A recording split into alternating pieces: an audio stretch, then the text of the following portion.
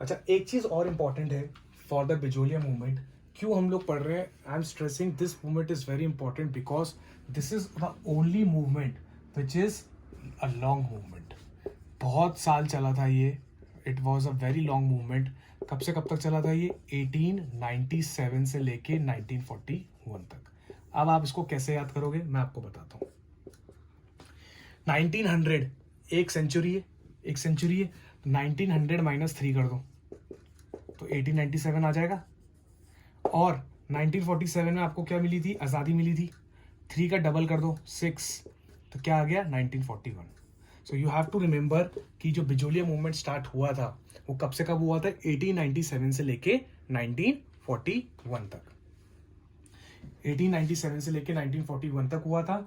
ये सबसे long movement है, ये आपको ध्यान में रखना है. और एक बात और इंपॉर्टेंट है कि this was the first non violent movement. Non violent movement. ये सबसे पहला मूवमेंट है जो कि क्या था? नॉन वायलेंट मूवमेंट था. ओके. और ये जो है इसका एरा, ये क्या है? 1897 से लेके 1941 तक है. ये बहुत सुपर इंपॉर्टेंट है. तो it took almost 44 years. 44 years. कितने साल लग गए इसको करने में? 44 ईयर्स है. और आपको ये भी पता होना चाहिए कि अब मैं आपको इंपॉर्टेंट चीज बता रहा हूं कि किस तरीके से बाइफर्केटेड हुआ है. ये आपको समझ में आ गया? 44 ईयर्स. ठीक है. Now please focus here. Now this movement, Bijolia movement, is divided into 3 phases.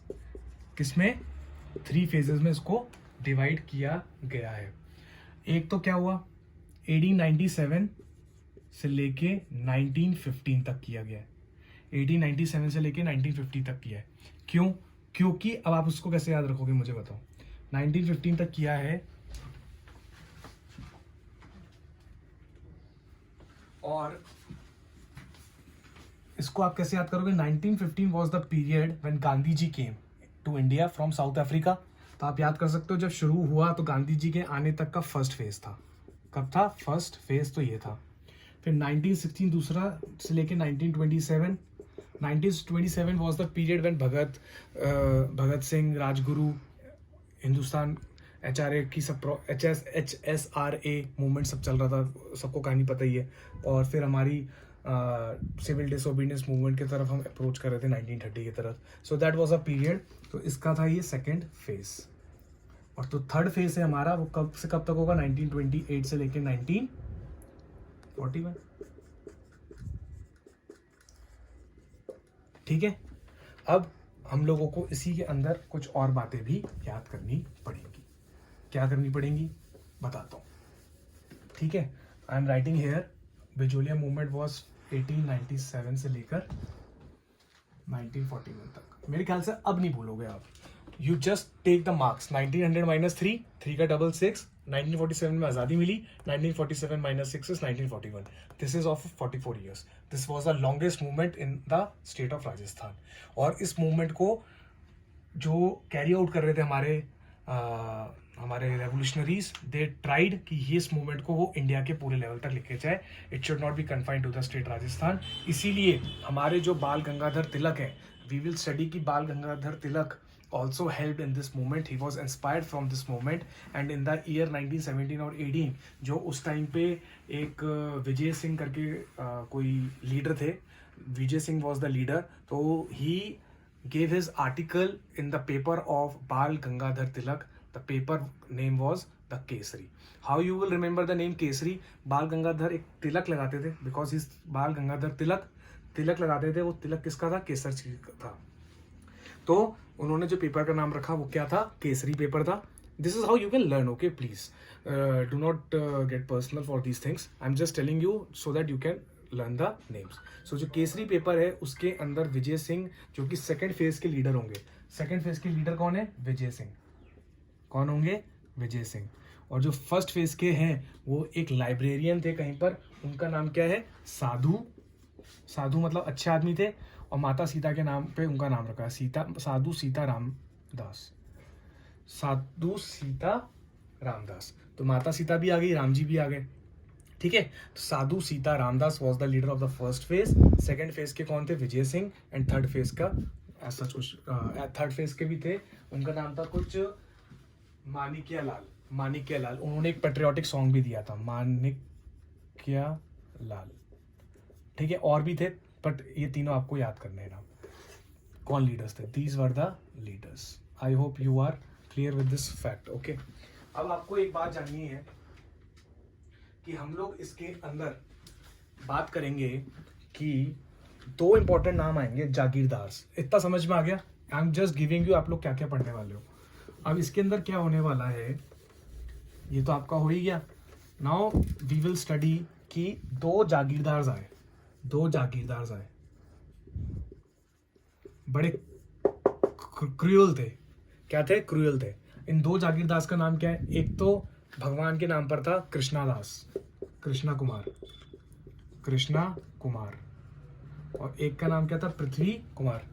एक का नाम क्या था? पृथ्वी सिंह।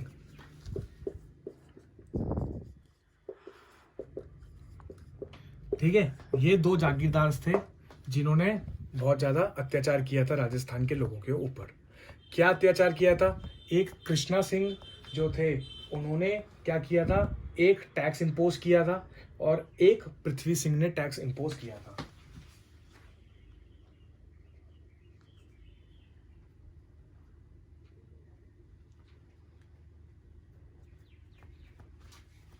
और Krishna Singh, he is also Krishna Singh, ठीक है, कृष्णा कुमार है, कृष्णा सिंह वॉट एवर। और इसके पहले भी एक और नाम था, क्या था? गोविंद दास। क्या था? ये तो आई एम टेलिंग यू जो क्रूअल थे। क्या थे? ये थोड़े से क्रूअल नेचर के थे, क्योंकि इन लोगों ने टैक्स इंपोज किया था, और राजस्थान के अंदर ऑलरेडी कम से कम 84 टैक्सेस इंपोज कर चुके थे ये लोग। इतना मुश्किल था, एक तो कमाई इतनी कम थी, फिर क्या हुआ था कि 18 मैं बताऊंगा आपको। एक तो वैसे ही आपकी अर्निंग कम थी, उसके ऊपर इतने सारे टैक्सेस थे। Now first of all I would like to tell you कि किसने कौन सा टैक्स दिया। कृष्णा दास की अगर हम बात करें, sorry I am repeating, doing mistake. Krishna Singh ने जो टैक्स इंपोज किया था उसका नाम था छावरी। क्या नाम था?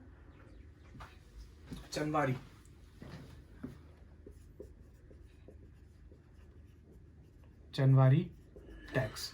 और एक और टैक्स था, वो था तलवार tax. We will discuss about this tax in the next lecture. आपको इतना पता होना चाहिए। इसके अंदर क्या होता था? चनवारी टैक्स के अंदर कृष्णा सिंह ने ये बोला कि जो भी अपनी बेटी की शादी करेगा उसको 5 रुपए देने पड़ेंगे। अब सोचो, 5 रुपए उस टाइम पे, 5 रुपए बहुत बड़ी बात होती थी। आज तो बच्चा 100 रुपए लेके घूमता है, but at that time the ₹5। चनवारी टैक्स में क्या होता था? If you are marrying your daughter marriage पर, सन मैरिज पे नहीं, डॉटर मैरिज पे क्या करना पड़ेगा भाई? अब डॉटर लोग शादी नहीं करेंगी तो लड़कों की भी कहाँ शादी होगी, है ना? सो डॉटर में क्या हो गया? If you are doing daughters marriage then you have to pay ₹5 to the जागीरदार कृष्णा सिंह। इसके वजह से लोग डर गए और लोगों ने 2 साल तक अपनी लड़कियों की शादी नहीं करी। फिर 1903 की बात है ये, तो 1906 के आते आते it is a talk of 1903 और 1905 या 1906 के अंदर कृष्णा सिंह की डेथ हो जाती है। और उसके बाद एक नया जागीरदार आता है, पृथ्वी सिंह। एक नया जागीरदार कौन आता है? पृथ्वी सिंह, जो कि ये ओल्ड टैक्स और ओल्ड ड्यूटीज को वेव ऑफ कर देता है।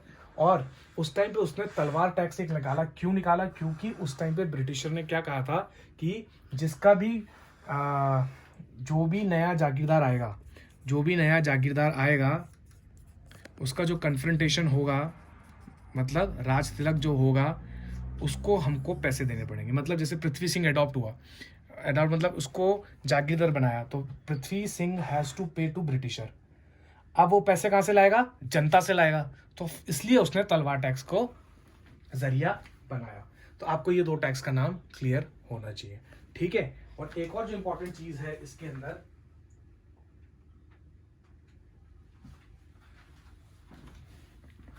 ठीक है, कन्फ्रंटेशन तो वो होता है, कोरोनेशन है, it's coronation. I am sorry, confrontation मेरे मुंह से निकल गया, वो तो हथियाना होता है। Coronation means Raj Tilak. Okay,